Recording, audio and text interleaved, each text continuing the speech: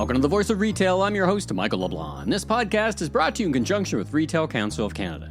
With her new book, Prep, Push, Pivot, Essential Career Strategies for Underrepresented Women, and her LA-based consulting company 2010 agency, Octavia Goredema is denting the universe with practical and far-reaching strategies focused on careers and the workplace. As a highly sought-after career coach and advisor to companies, helping them retain the diverse workplace they're all working so hard to build, Octavia tells us why she wrote her book and who she had in mind, and shares key insights and lessons for both individuals looking to be more successful in the workplace and organizations that need their people to thrive. On that journey, you might not have a mentor, or you might not have a great relationship with your manager, or you might not have many people in your network who are doing what you are trying to do. And so it was really important to me, especially as a Black woman myself who, started my career in London, moved to Los Angeles, and all the things that I have questioned. Octavia, welcome to the Voice of Retail podcast. How are you doing this morning? Oh, I'm doing great, Michael. Thank you so much for having me. Now, where am I finding you today? Whereabouts are you situated? I am in my office in Los Angeles, which is really close to LAX airport. So it's an early morning. We're recording in the morning. You're taking this as one of the first things you're doing this morning, or are you up like at 5 a.m.? Are you one of those people? I am not one of those people who's up at 5 a.m. So this is my first appointment of the day. All right. Well, we're starting the day off with some fun, hopefully, for the both of us. Now, let's jump right in. Tell us a little bit about yourself, your personal professional background, and what you do for a living. So I am a career coach. I run a company called 2010 Agency, and we help companies support their underrepresented professionals with career coaching, all designed to support their professional development goals and to help companies retain the diverse talent that they've worked so hard to recruit. Mm-hmm. So we do this by providing workshops for employee resource groups that are career development focused, and also through providing one-to-one coaching programs as well. Mm-hmm. And I'm the author of a new book called Prep, Push, Pivot, Essential Career Strategies for Underrepresented Women that was just released in January. Yeah, we're gonna delve into that. It's a great book. I've had a chance to read it. Thank you for sending me a copy. Now, it's a Canadian podcast, so the Canadian ear will probably detect you are not an LA native. I am not.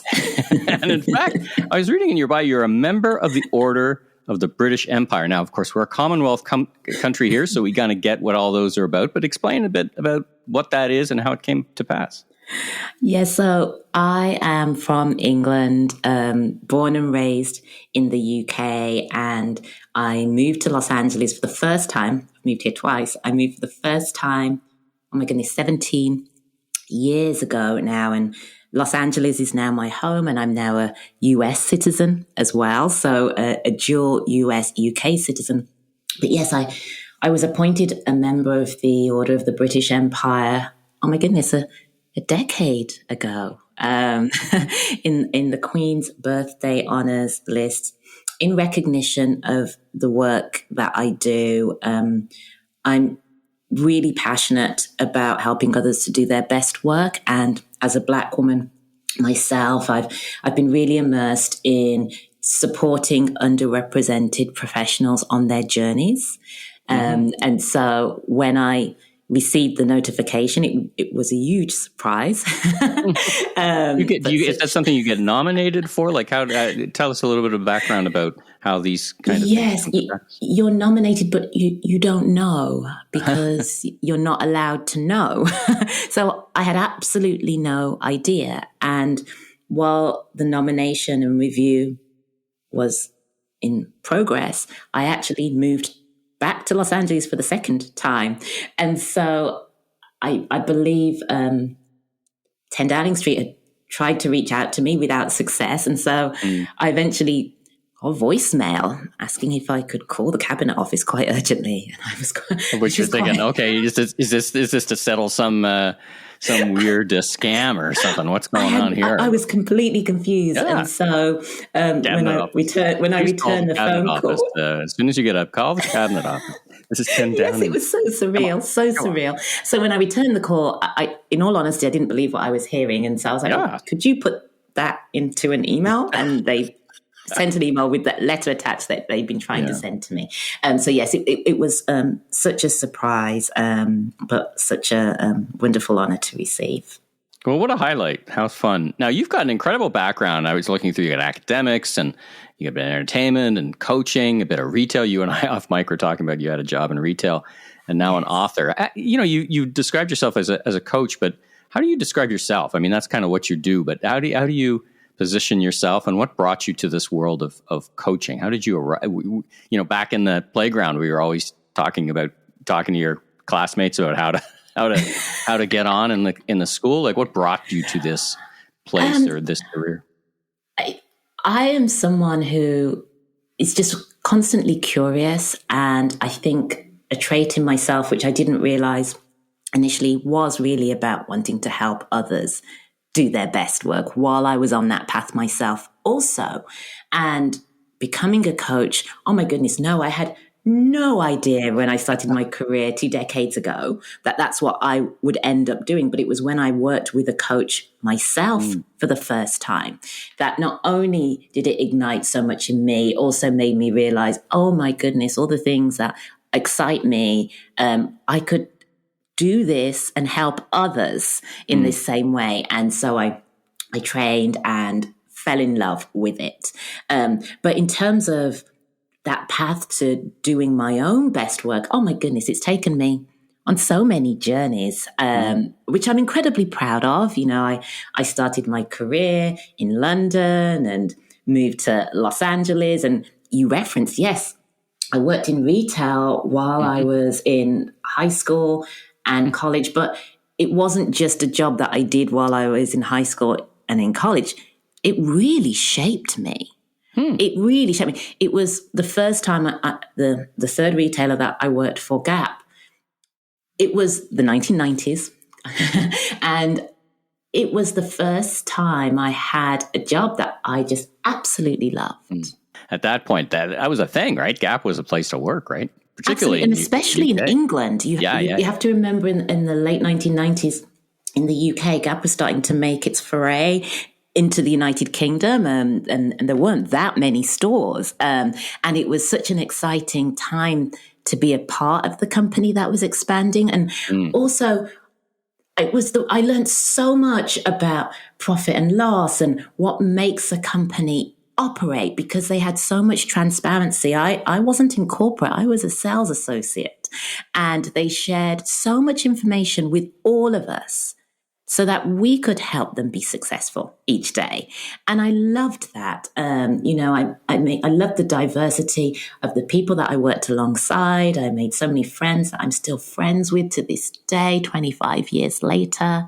I learned so much also just about how to do my best work and the sort of environments that I wanted to be in. And I've been very intentional about securing that job.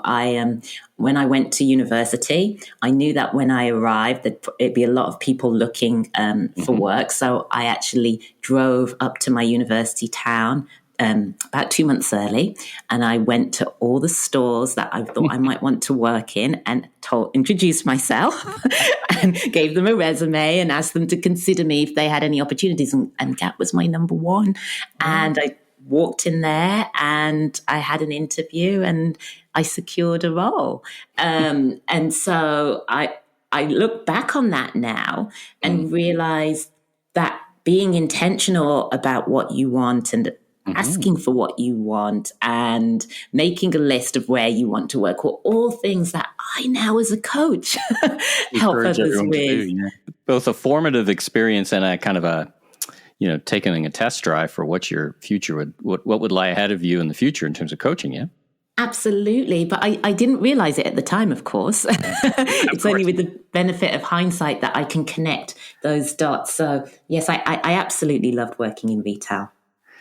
All right, let's talk about your book. As you said, Prep, Push, Pivot, Essential Career Strategies for Underrepresented Women. It's now available. It's new this year. Now, has this always been a book you wanted to write? I talked to a lot of authors. Talk to me about your tradecraft a little bit, how you wrote it. You said, I think you wrote it during the pandemic. Were you planning to write it anyway? Just give me a sense of your journey just in writing the book. So I've always wanted to be an author. That's a lifetime goal I've had from as long as I was able to actually read books. And when I was about 8 years old, I was reading a book and noticed at the very first few pages, it referenced a publisher at the front. And so I wrote to the publisher, which was Penguin, and asked them, how do you become an author? And they actually wrote back to me. And that letter was the most treasured thing I had ever, because I couldn't believe that they wrote back to me, my little handwritten note. And so I've always wanted to be an author, but this book and this topic in particular, I've written a career coaching guide for women of color in the workplace. And I decided to do this, I think it was about 4 years ago. I just knew I wanted to create a resource that could help someone who doesn't have the opportunity to work with a coach and doesn't have a company that might be able to pay for group coaching or one-on-one coaching and doesn't earn enough yet to be able to make that investment in themselves. Because while coaching is so incredibly valuable, I also recognize it's expensive. Yeah.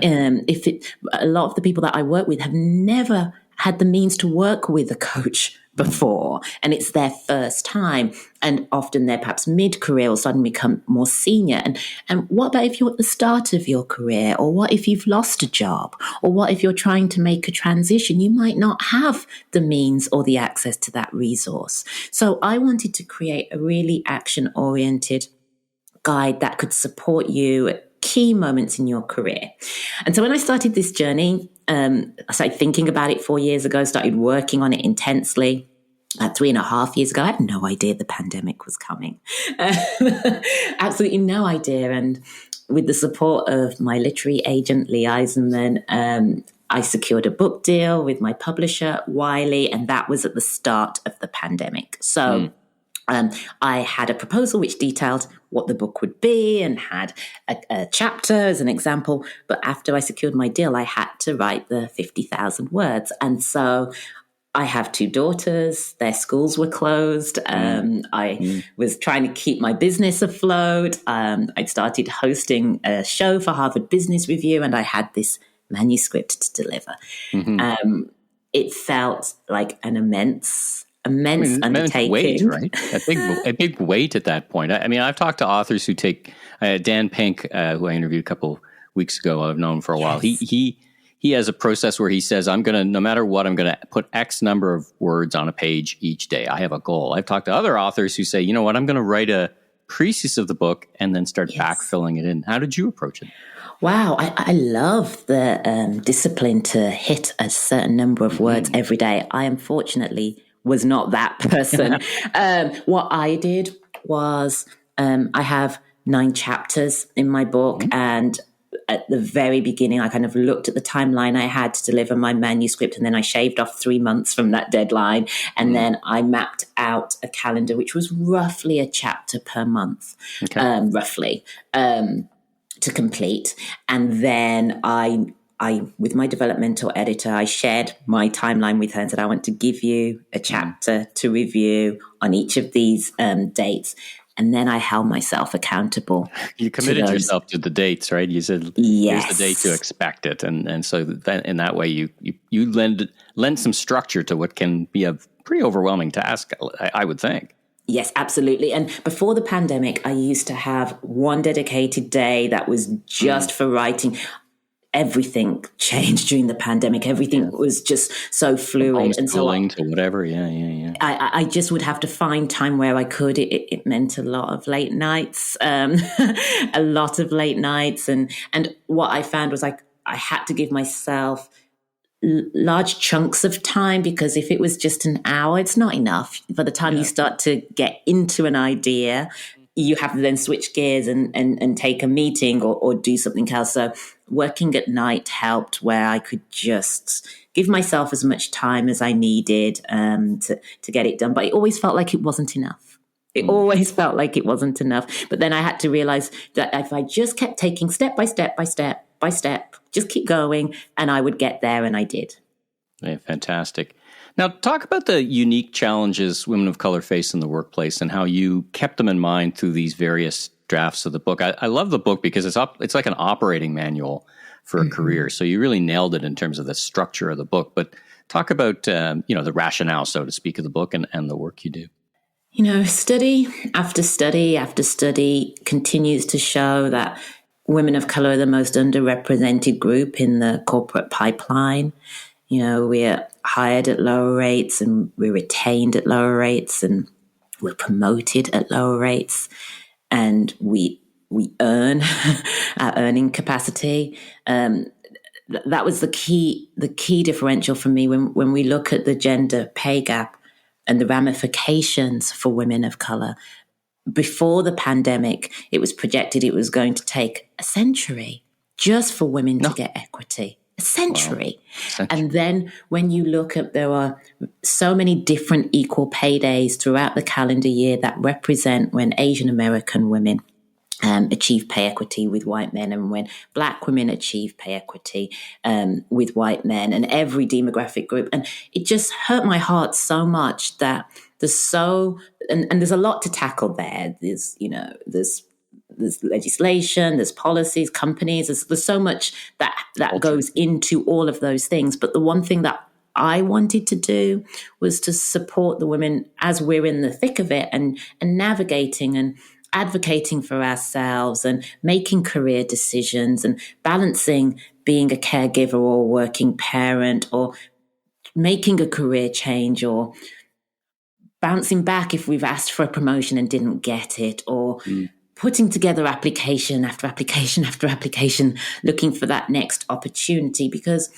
yes, there were broader, very important societal and systemic issues. But in the midst of all of that, we want to do our best work. We want to have opportunities. We want to move forward. And building a career is so hard, Michael. It's lonely. You don't want to make mistakes, but of course we're going to make missteps and and be trying to figure it out as we go. But there are often not that many people that you have that might be able to support you on that journey. You might not have a mentor, or you might not have a great relationship with your manager, or you might not have many people in your network who are doing what you are trying to do.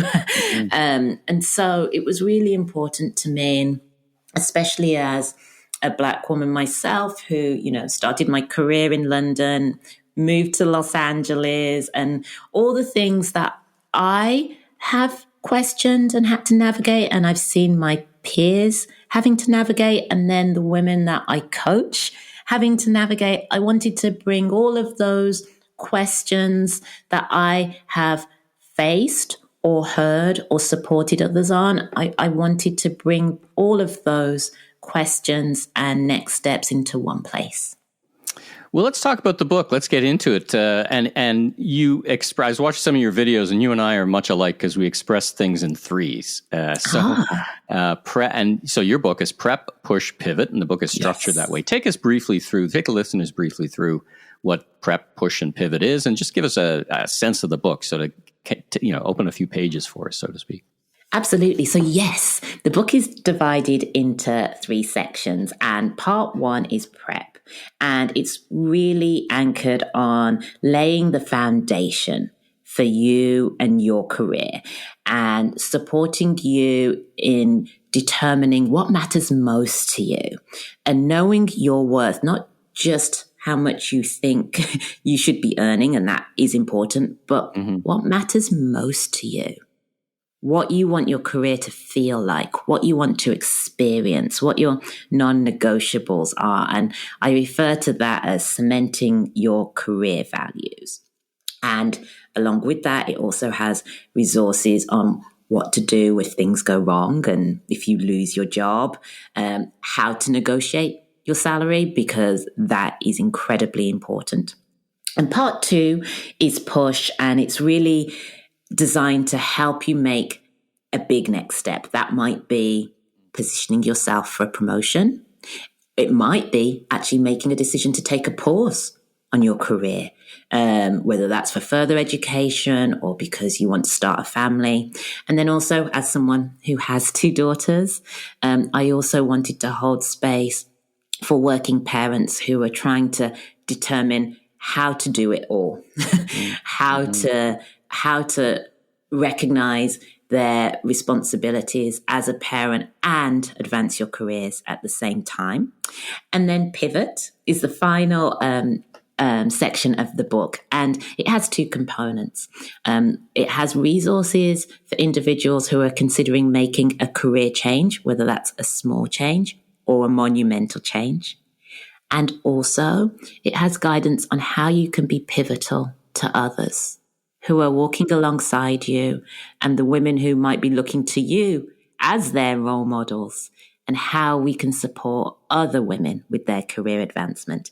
And it closes with the Dream Bigger Career Toolkit, which is a collection of worksheets and resources that I've referenced throughout the book that are all in one place that can help you with career road mapping and tracking your accomplishments and setting new goals and preparing for interviews and all of the things that you might need.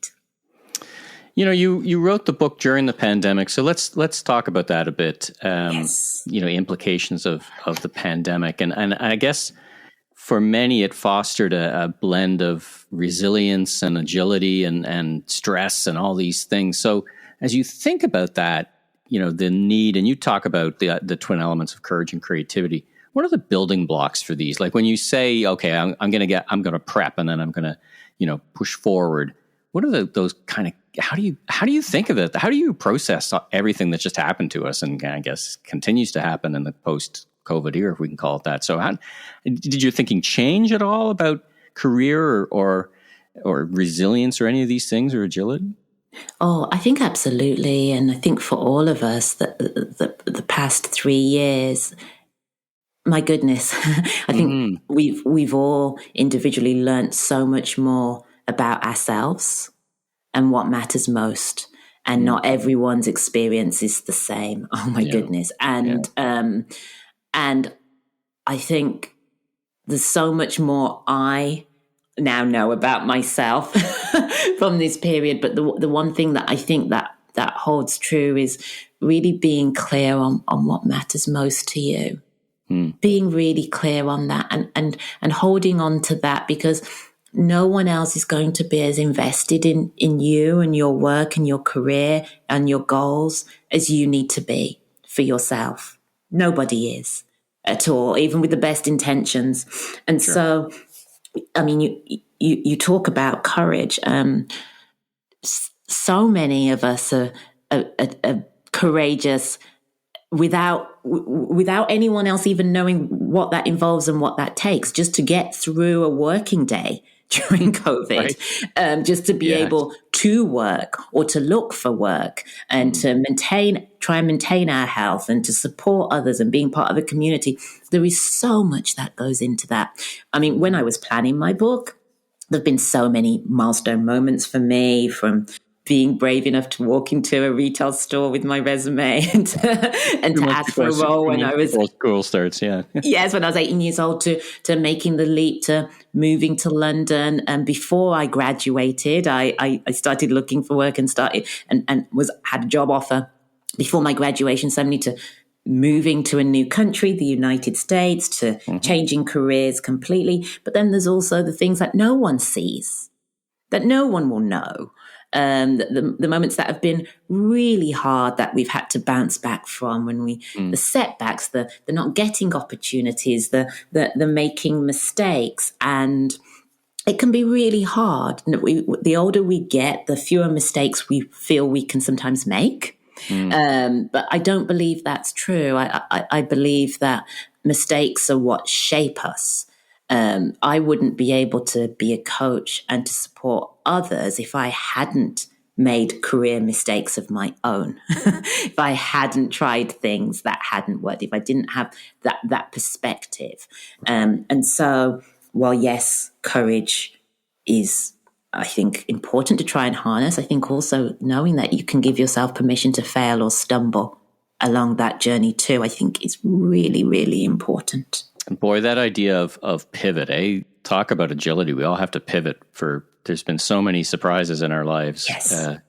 Over and above everything else, right? We just don't know what's coming next. I talk to a lot of people who say, listen, who knows what's coming next? But so you need to build that kind of muscle memory of agility, or as you say, pivot, basically. I mean, that third part of the book is just so important. Let's, last question for you. Let's flip the script a bit. So advice to listeners who are themselves employers, they're striving to create and maintain a diverse workplace. And I'll frame it in the 2 starts and 1 stop based on your experience and your coaching. Advice to those employers. And here's 2 things you should start doing. And 1 thing maybe you should stop doing that's not working or that you observe and you might advise them to do less of. Oh, I love this question. So my first start would be, if you don't do it already, consider starting reverse mentoring programs where more senior leaders in your organization are paired with more junior members of your organization, not just to impart what they know, but to listen and learn from the more junior members on your team. I think that can be so valuable in terms of just broadening awareness and perspective and fostering relationships. Continue to invest or start investing, if you haven't been able to do so, in the professional development of your underrepresented professionals. Companies are working so hard to hire underrepresented professionals, and retaining that talent matters. And the investment that can be made through coaching can be such a game changer. And then in terms of stop, I would say, here in the United States, we're coming out of Women's History Month and Black History Month. And while those emphasis is matter and it's important, consider ways to engage and connect and amplify, your underrepresented professionals and underrepresented communities all year round. Where can folks go to keep up with your work and learn more? Your book's available. I'll put a link in the show notes where everyone buys their books. But in general, how can people keep up with you, get in touch, and all that great stuff? So yes, Prep Push Pivot is available in bookstores across Canada. And you can find more about me and my work at my website, octaviagoredema.com. And you can also find me on LinkedIn. Please feel free to reach out and connect. You don't have to just hit follow. Reach out and connect. I'd be delighted to connect on LinkedIn too. Well, it was delightful to speak with you, Octavia. Thank you so much for joining me on The Voice of Retail. Great book and a great discussion. I wish you much continued success in both the sales of the book and the readership and all the work you do. So thanks again so much for joining me early in the morning in LA. Oh, thank you so much for having me, Michael. Thanks for tuning into this special episode of The Voice of Retail. If you haven't already, be sure and click and subscribe on your favorite podcast platform so new episodes will land automatically twice a week. And check out my other retail industry media properties, the Remarkable Retail Podcast, Conversations with Commerce Next podcast, and the Food Professor podcast with Dr. Sylvain Charlebois. Last but not least, if you're into barbecue, check out my all-new YouTube barbecue show, Last Request Barbecue, with new episodes each and every week. I'm your host, Michael LeBlanc, president of Michael LeBlanc Company and Maven Media. And if you're looking for more content or want to chat, follow me on LinkedIn or visit my website at emmyleblanc.co. Have a safe week, everyone.